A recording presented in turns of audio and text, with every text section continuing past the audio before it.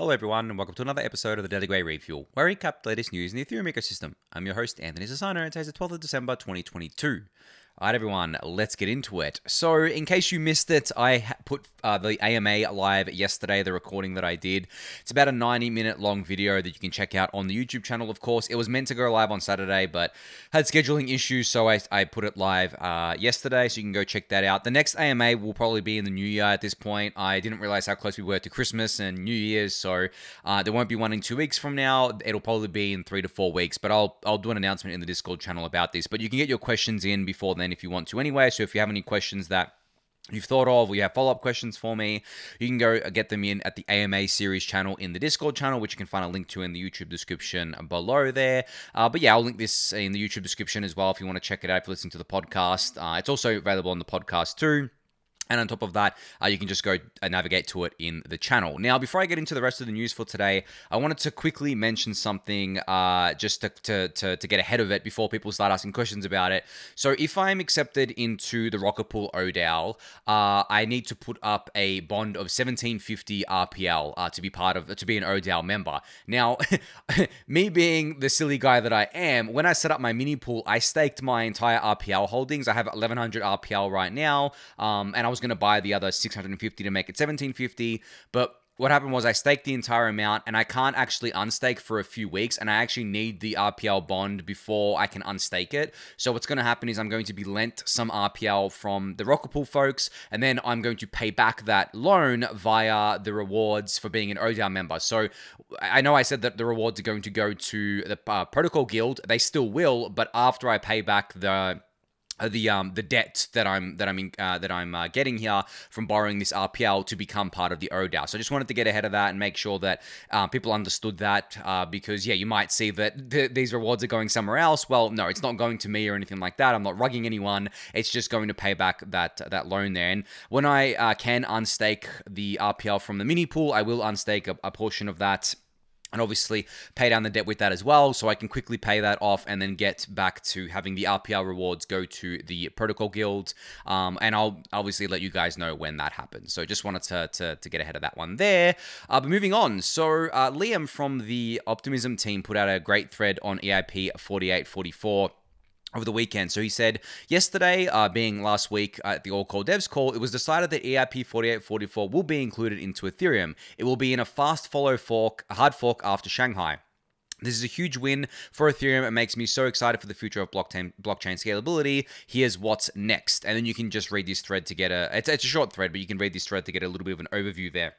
I think something that I haven't clarified for people that I should clarify is that just because 4844 isn't coming in Shanghai doesn't mean it actually hasn't been accepted to be included into a future fork, which it already has. So it doesn't need to go through that process again. It has been accepted. Remember I said to you guys it was considered for inclusion. Well, it has been accepted for inclusion. So it's just about when it's going to get included. Now, as Liam says here, it's probably going to get included in a fast follow, a hard fork after Shanghai. Now, fast follow, who knows what that means, right? Like I take it to mean 3 months. I kind of struggle to see us being able to do another hard fork 3 months after Shanghai, but especially one that includes a pretty big upgrade like 4844, but it can happen. And even if it doesn't, like even if it takes 6 months, and say we get Shanghai in March, April, and it takes 6 months from there, I mean, it's not too long of a wait from there. But if we can do it in 3 months, yeah, I mean, awesome. I'd love to have it done in 3 months after Shanghai goes live, but regardless of that, it has been accepted for inclusion, and we're going to get it. And you guys know 4844 is proto-dank sharding. It's going to lead to dramatically lower fees on layer 2. And honestly, even if it happens in like Q3, Q4 next year, I think that's still fine. I honestly don't think there's any rush right now. I know people have different opinions on this, and that's fine. But I know I've said before that we don't plan upgrades around, when the bull market's, depending on the market conditions, like when the bull market's going to come back or otherwise. But this isn't planning 4844 around a bull market or not. It's literally the reason why 4844 isn't going into Shanghai is because the core developers don't feel it's ready to go in Shanghai, and they feel like waiting a bit longer for the fork after Shanghai would be better. It's got nothing to do with the market being hot or not. I'm keep adding my commentary on the market conditions to basically say that I don't think it's that big of a deal that it's been, I guess, like not included in Shanghai, because of the fact that I don't expect one of those, really high demand bull markets to come back until at least late next year or even 2024. Now, obviously, I can be completely wrong. Maybe we get like a spike in activity next year, but I would want to see like sustained spike of like 3+ months of high activity on layer one to actually say, okay, well, the bull market seems to be back right now, right? And I'm not seeing it. Honestly, I'm really not seeing it. What I'm seeing right now on a market's perspective is what I saw in 2019 and even half of 2020, where it's this accumulation phase where people are just like the only people trading right now are just like scalpers trying to make a bit of profit here and there. And that's why you see the price keep bouncing between 1,300 and 1,200. It's literally like, it's just accumulation. The long-term buyers are buying, but there's not that many of them, of course. The traders are scalping. You have short squeezes, long squeezes, either way, and then we get this price action. So yeah, it remains to be seen what happens there. But the 40F44 has not been delayed or I guess like not included in Shanghai because of market conditions or anything like that. It's literally because of the fact that the core developers and researchers didn't feel like it would be ready for Shanghai there, and it kind of missed that window. But definitely will be. I mean, hopefully not 100% chance, but a very high percent chance it will be in the fork after Shanghai. All right, so I put this tweet out over the weekend, just kind of linking to a new staking survey where I said there's a new survey developed by James on behalf of the Ethereum Foundation that aims to understand the attitudes of those that stake their ETH, and you can fill out the survey at stakingsurvey.paperform.co. So if you are an Ethereum staker in any capacity, solo staker, staking with an LSD, a mini pool, someone who runs a mini pool, right? You can fill out this survey. I think you can even fill it out if you're not a staker. I'm just actually going to check out the survey now.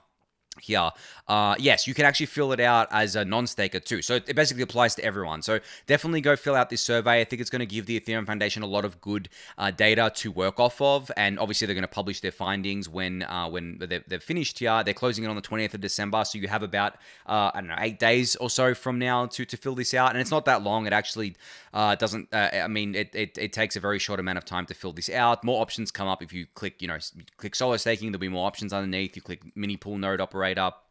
So on and so forth there. But just wanted to shout that out for you guys. Of course, it'll be linked in the YouTube description below, but definitely fill it out. Even if you're not a staker, it's going to provide valuable data to the Ethereum ecosystem. All right, so speaking of Ethereum staking, I'm going to say his name wrong again. Some people in the Rocket Pool Discord have told me how to say this person's name, and I keep getting it wrong. I'm going to say it wrong again, so you guys can call me out in the Rocket Pool Discord again. But Marcy AU, I'm butchering it again. I'm sorry, but I think you guys know who I'm talking about. He's very active in the Rocket Pool community. He put together a thread here about staking, saying staking isn't always the most exotic flavor of crypto, but there's a ton of great stuff going on under the covers that you might not know about. Here's a deliberately incomplete list of the tech that I'm following and most excited about. And this talks about all the tech that's coming down the pipeline for Ethereum staking. So first off, we have withdrawals and then everything that entails. And he also used the term the great reshuffling, which is something that I've used. I don't know if I coined that term, but I've used it a lot on the refuel before. So I was pretty happy to see that there. I think he got that from me, but I mean, maybe I'm wrong there. But there's that one, rehypothecation of staking assets. So basically using staking assets in other protocols like EigenLayer, node operators, which is basically, this Twitter account here, Node Operators, is building horizontal value by growing a network of competent semi-professional operators across the industry. This allows node operators to optimize for trustlessness and network health while still benefiting from shared insurance, business development expertise, and network effects. A very cool initiative there. Rocket Pool Labs, which I talked about last week, which is basically lowering that minimum requirement to spin up a mini pool from 16 to 8 to 4 to 2 ETH eventually, and he mentions that there. Rocket Pool Smoothing Pool, which I've talked about on the refuel before, and a bunch of other great stuff, including like low-cost staking, oDAO network, everything. I mean, this thread, one of my favorite threads in quite a while. I really enjoyed reading through it. I really enjoyed that it's basically a really nice kind of concise summary of the Ethereum staking ecosystem, so I highly recommend giving the full thread a read. I'll link it in the YouTube description below.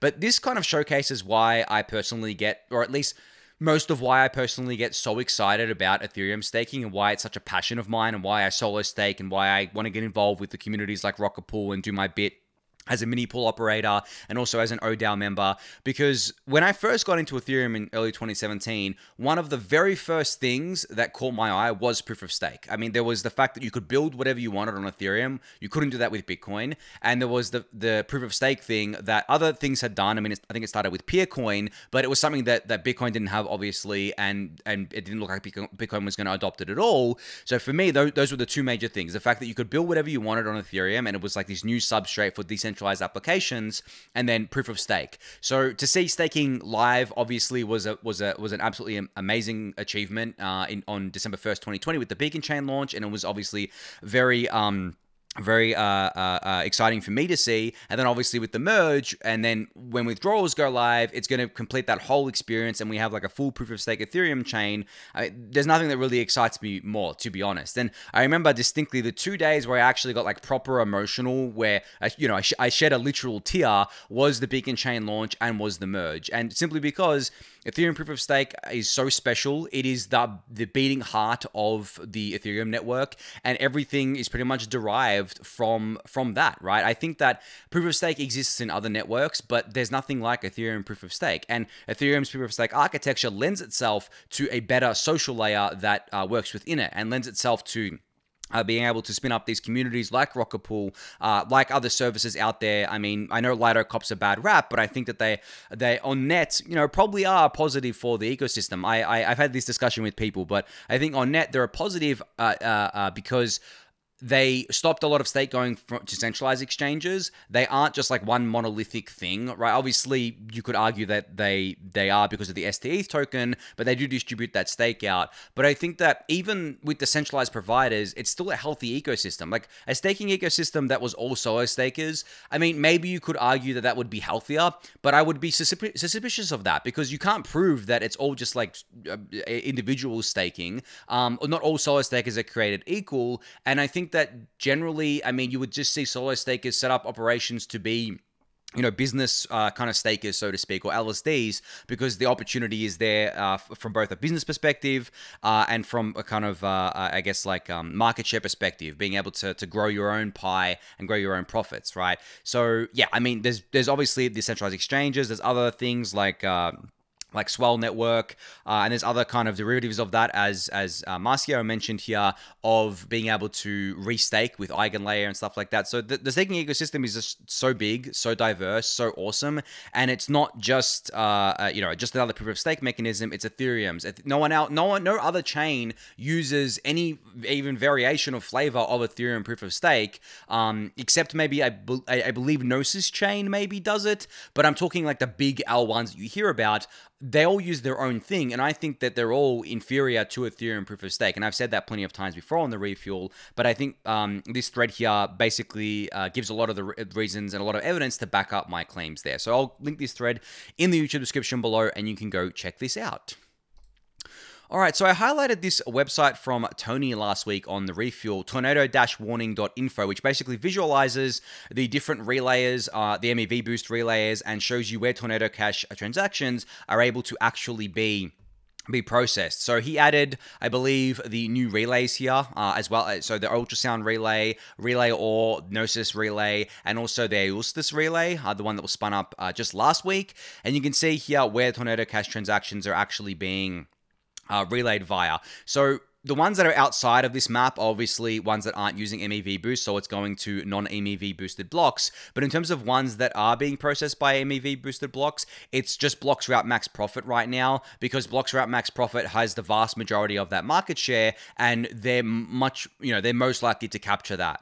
But in saying that, you can see kind of like the regions here of where they would actually be processed through. So the Gnosis one, the ultrasound money one, the relay or the Eustis, blocks route ethical, would be all the ones where Tornado Cash transactions could appear.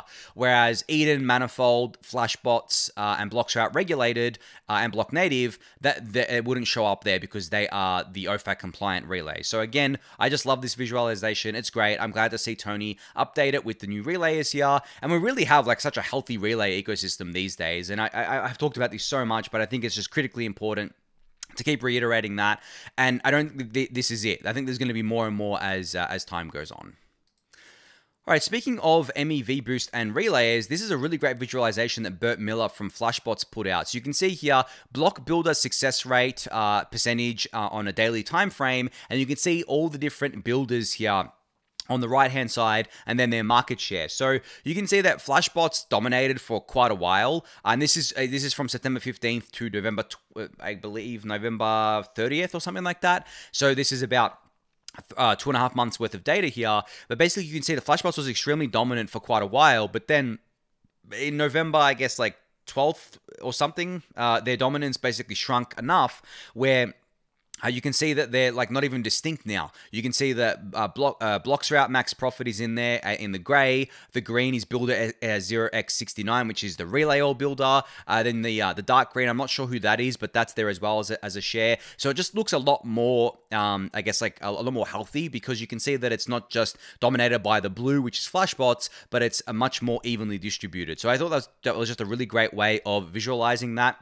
And that's exactly what we want to see. We don't want to see, obviously, it just being dominated by one color or the majority being one color. I mean, I can't really eye the percentages right now, but it seems like Flashbots for all of September and I guess some of October had, 60-70% of the dominance here. I think you can see actually on September 18th, 19th, if I'm eyeing the chart, they had like a huge dominance there, right? I think it was like 90% or something like that. And then that's come down over time, and you can see how well this looked. Now, I do want to stress that this is builders, not relayers. So those things are actually distinct there, but yeah, this is not showing the relayer share. But the similar thing has played out where Flashbots' dominance has gone down, not to this extent, but it has gone down over time, and other relays have gone up.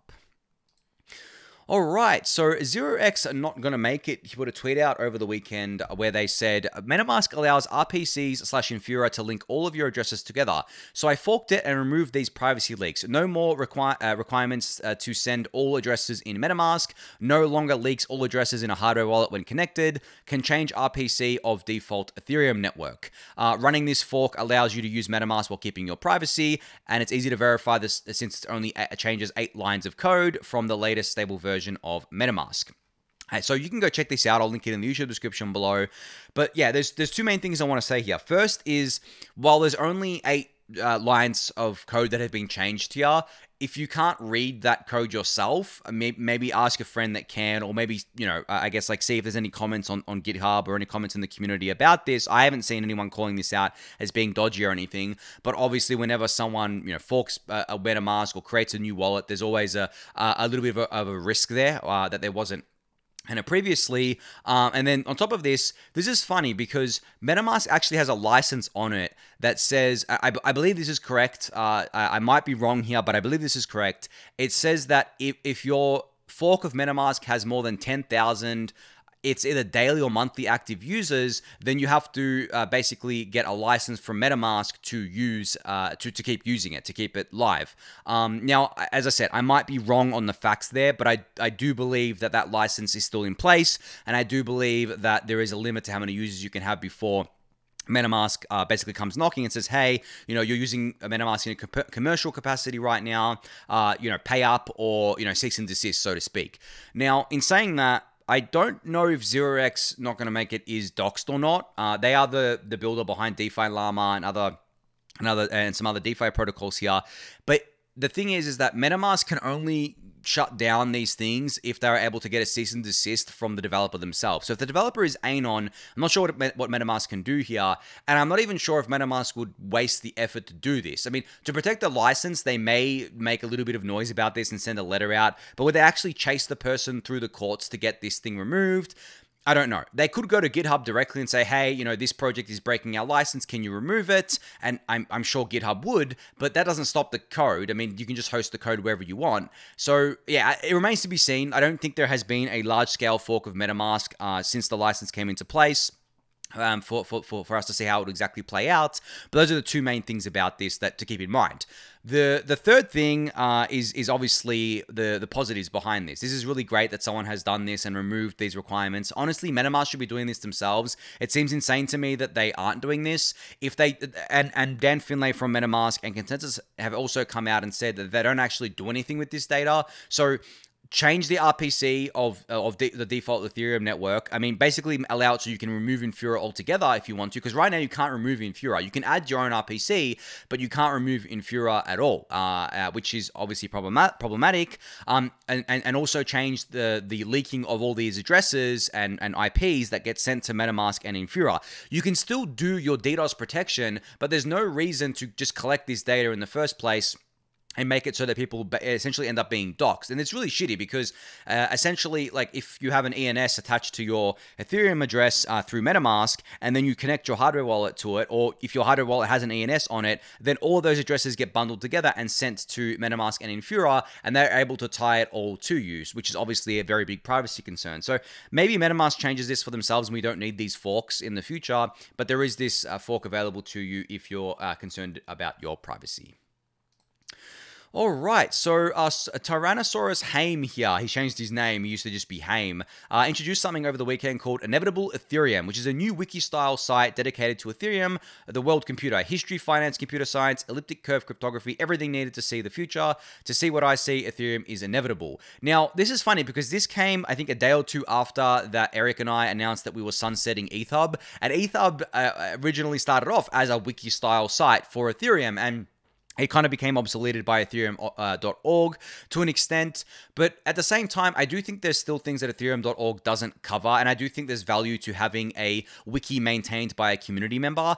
In saying that as well, it was kind of hard for Eric and I to maintain ETHUB, the wiki. It was open source, anyone could contribute to it, but it still was kind of quite hard to maintain it because it was a full-time job. We weren't paid for it or anything like that. But I think what Haim is doing here is that he's been doing a lot of Twitter threads over the past few months, and I think he's just porting those over to this wiki to bootstrap the content and then getting people involved with it as well to help him with it. So I definitely think that you should go check this out. It's got a lot of great reading material that is very, very valuable for everything got to do with Ethereum and even beyond Ethereum a little bit. Like some of these concepts obviously apply to Ethereum, but also apply to other networks and other things in crypto. So yeah, just wanted to highlight that for you guys. You can go check it out. I'll link this in the YouTube description below. All right, so there was a bit of drama today, and I guess like the last couple of days over this EIP called EIP 1153, which is an EIP that was slated for inclusion, or at least considered for inclusion in the Shanghai update, and is not going to be included in Shanghai. Now, one of the people, or I guess like teams pushing this EIP forward and working on it and wanting to get it included was Uniswap. And they were obviously pretty devastated when it wasn't going to be included in Shanghai, and they're going to have to wait till maybe the fast follow fork after Shanghai for this to be included. Now, of course, this lends itself to a lot of conspiracy theories around why Uniswap wants this. And I want to say a few things here. One, this EIP is not something that Uniswap created. This is actually a really old EIP. I believe it is as old as 2018. So it's a 4-year-old EIP that has kind of resurfaced and people are interested in building it out because it would benefit not only Uniswap, but a lot of different projects on Ethereum. And the reason why it would benefit a lot of projects on Ethereum is because it is a gas opcode change here, and everyone uses gas on Ethereum, right? This is not something that Uniswap alone benefits from. So I don't like the framing that people are bringing up around governance being captured by private interests and, private interests that Uniswap have like a shadow cabal where they're talking to core developers behind closed doors and trying to get this through. Because for one, it didn't get through in Shanghai, and we don't know if it's going to get into the next fork after Shanghai, which is actually called, I believe it's called Capella or something. Maybe I'm getting that wrong there, but the next fork after Shanghai, it wasn't done behind closed doors. It's been very public. As I said, the EIP has been around since 2018. It's been 4 years. The entire governance process is really public. Yes, for sure, there are private conversations that happen between different people that obviously aren't made public, but the actual EIP process itself to get something included, that's all public, right?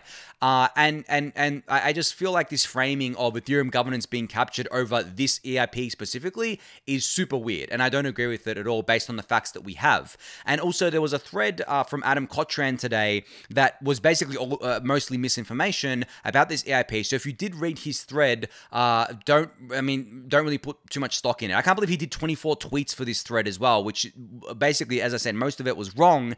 There's a thread here from Moody who says that Adam's thread is false. The transient storage, which is the EIP, does not have any refunds. It's not a DOS vector, and the implementations are explicitly DOS tested. To quote Martin Swede, who's a longtime Ethereum developer, it's a nice feature. Of course, we'd want it. So it's, as I said, it's not just Uniswap that wants it. It's and would benefit from it. It's a lot of different projects on Ethereum here. And also, one other argument that people bring up about Uniswap, it's kind of like orthogonal to this, but I think it's worth mentioning, is that they say Uniswap has too much of a monopoly.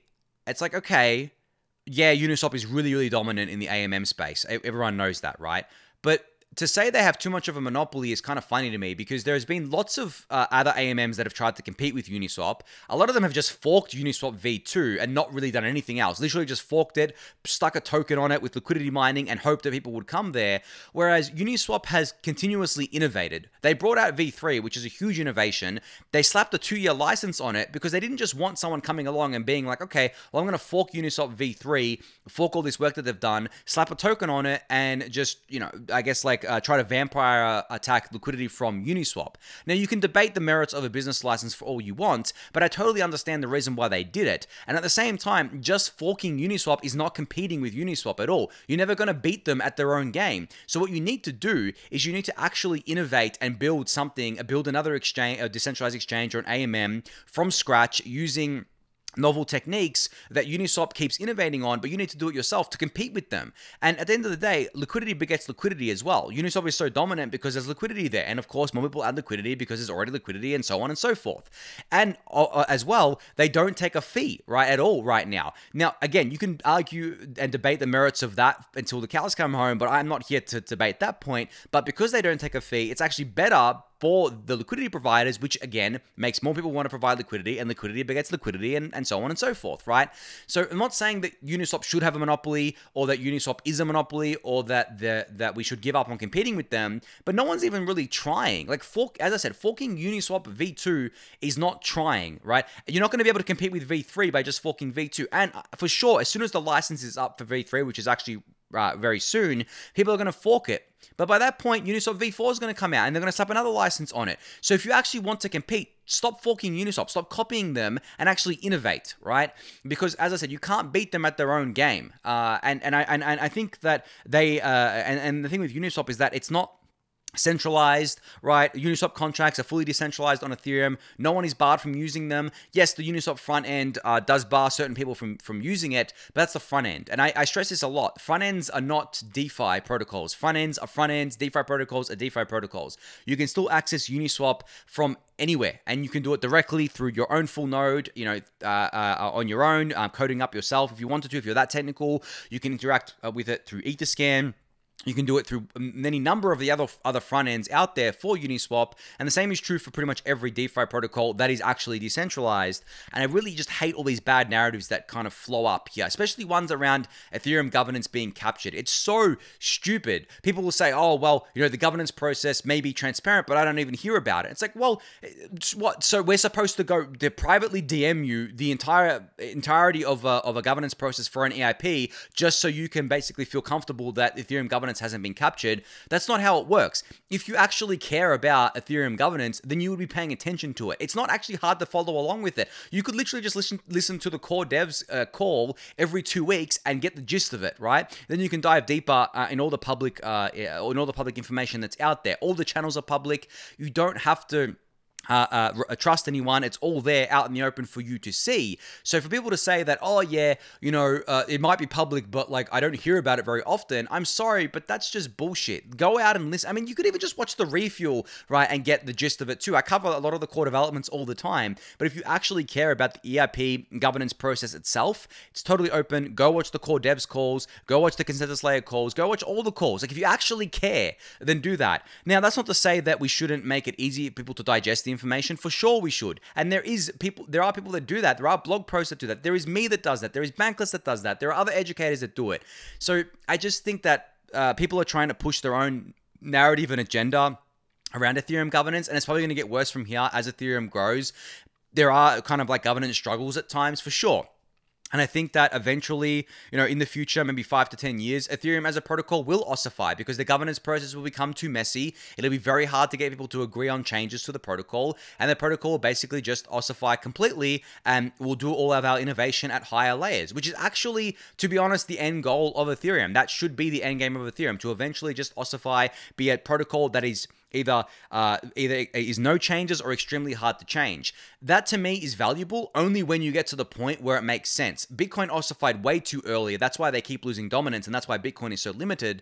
But Ethereum will eventually get to a point where people will say, okay, well, the Ethereum protocol does everything we need it to do to an extent. Yeah, maybe we could add this and this to it that might give us a marginal improvement, but it's not worth, going through the entire governance process, but going through a messy process of years and years just to get this in. Let's just kind of leave it at that, right? So to speak. So just a bit of a rant on that because I was just seeing so many bad takes today and wanted to, I guess, give my thoughts on this because I'm sure you guys saw it too. But on that note, last thing to talk about quickly was that Gitcoin, for the first time ever, UNICEF Innovation is facilitating a quadratic funding grants round for 10 impact-focused innovative projects from around the world. And you can support them at gitcoin.info/UNICEF. I did cover this a few weeks ago that Gitcoin would be working with UNICEF, but it seems to be live today, so you can go check this out if you're interested in it. I'll of course link this in the YouTube description below for you, but I'm out of time for today, so thank you everyone for listening and watching. Be sure to subscribe to the channel if you haven't yet, give that video a thumbs up, subscribe to the newsletter, join the Discord channel, and I'll catch you all tomorrow.